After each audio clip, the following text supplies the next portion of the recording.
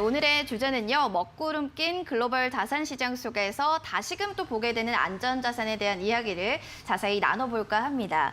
일단 오늘만 해도 국내 시장의 코스피는 2,300선을 깨면서 시작을 했고요. 코스닥은 현재 4%대로 장 초반 대비해서 더 크게 밀리는 모습입니다. 일단 고점 대비 하락폭이 어느 정도인지, 그리고 하락폭이 이렇게 큰 이유는 무엇인지 이 부분부터 먼저 여쭤보겠습니다. 어떻게 보시나요?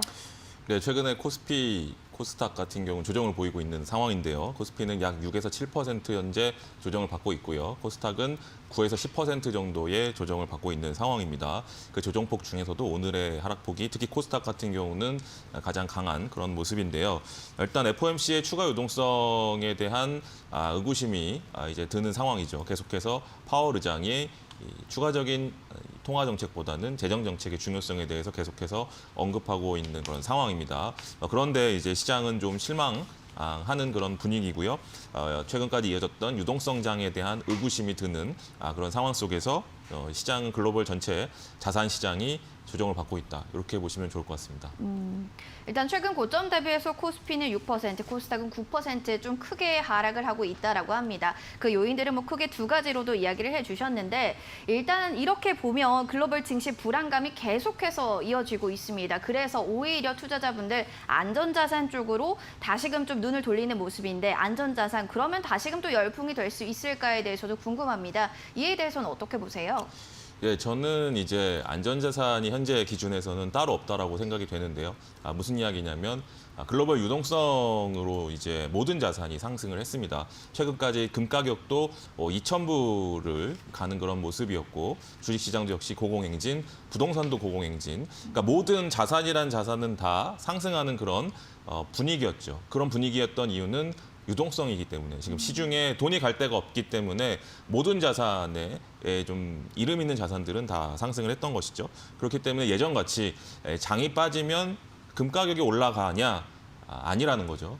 최근에 오늘 같은 경우도 금 가격이 1,900불을 이탈했습니다. 1,800불대로 내려가는 그런 모습이 나타났죠. 이것은 아까 말씀드렸던 FOMC에서 추가적인 유동성에 대한 의구심, 그것이 이제 재정정책으로 넘어갔고, 그 재정정책은 미국의 정치권에서 해결돼야 될 문제죠. 우리나라 같이 추경이라고 생각하시면 됩니다. 정치권에서 이 추경을 이제 의결을 해서 이 부분을 이제 해야 되는 부분인데요. 지금 미국은 대선을 앞두고 있고, 그리고 또 최근에 연방 대법관 한 분이 돌아가셨죠.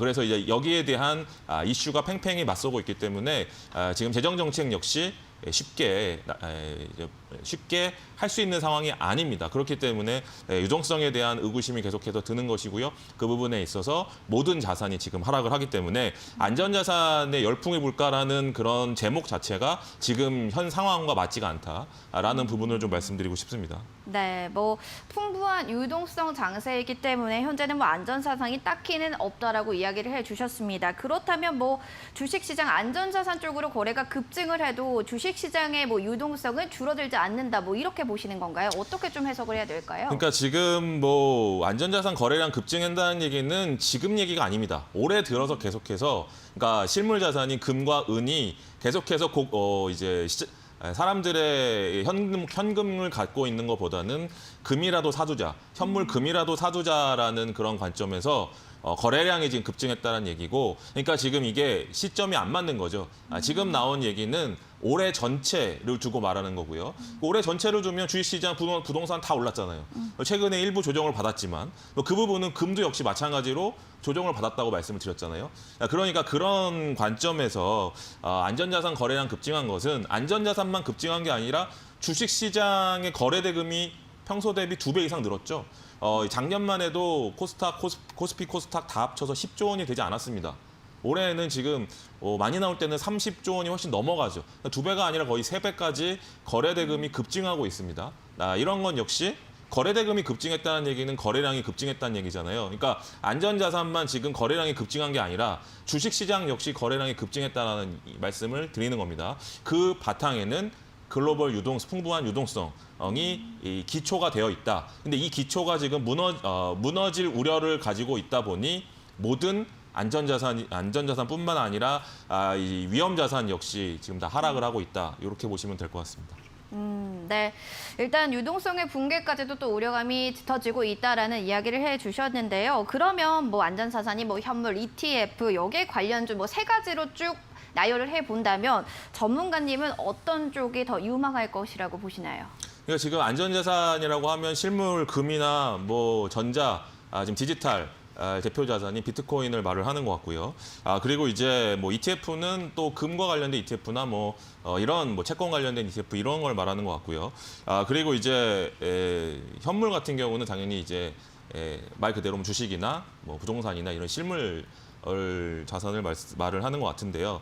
일단 어디가 더 유명할까라는 것보다는 이제 코로나 시대가 지금 거의 1년 가까이 지속이 되고 있고 이 부분이 내년까지 이어질 것으로 지금 예상이 되고 있기 때문에 이런 긴 시간 동안에 환경이 바뀌면서 이제 업태 같은 경우도 굉장히 많이 바뀌고 있죠.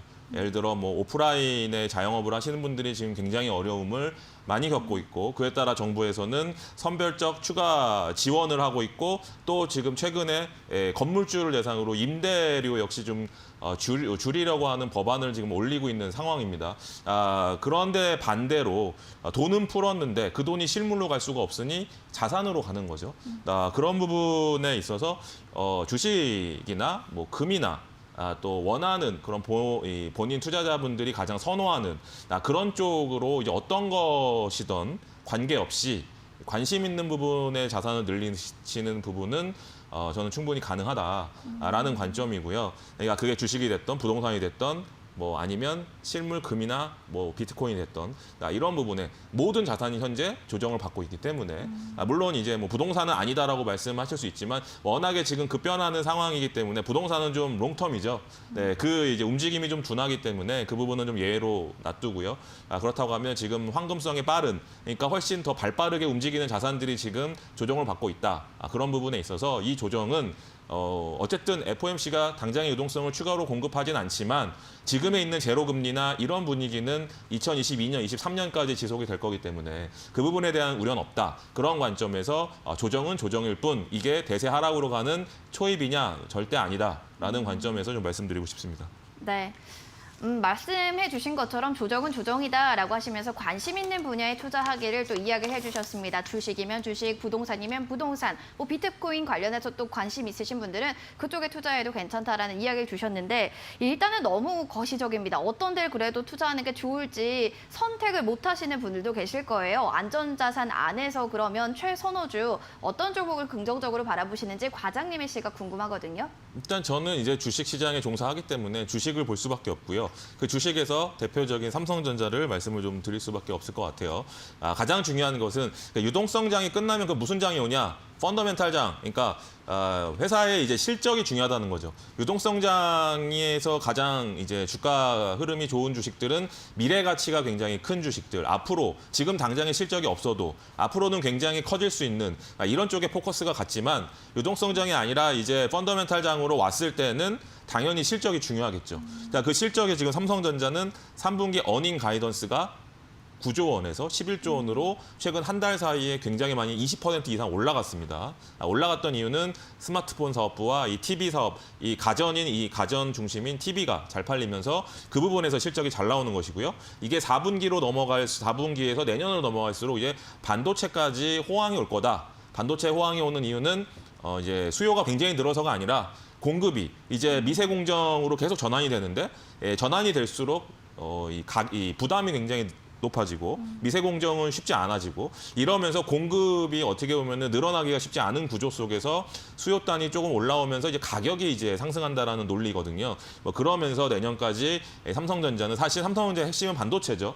그 반도체가 아닌 다른 부분에서 실적이 좋아지면서 3분기가 실적이 좋아지면서 이 분위기가 내년으로 갈수록 반도체까지 이어지면 실적이 훨씬 더 좋아질 가능성이 있기 때문에 그런 부분에 있어서 삼성전자가 오히려 좀 매수의 적기다라는 관점에서 말씀을 드리는 것이고요. 또 오늘 새벽에 발표했던 갤럭시 20 이제 FE, 그러니까 올 상반기에 갤럭시 S20이 나왔지만 이제 코로나의 영향으로 참패를 했죠. 그래서 그 파생 모델이 이제 오늘 언팩 행사가 있었는데 굉장히 지금 호평을 받고 있습니다. 있습니다. 뭐 그런 부분들까지 4분기나 내년까지 실적으로 이어질 가능성이 있다라는 부분들 체크하시면 좋을 것 같고요. 차트를 보시더라도 현재 21선에서 현재 조정을 받고 있습니다.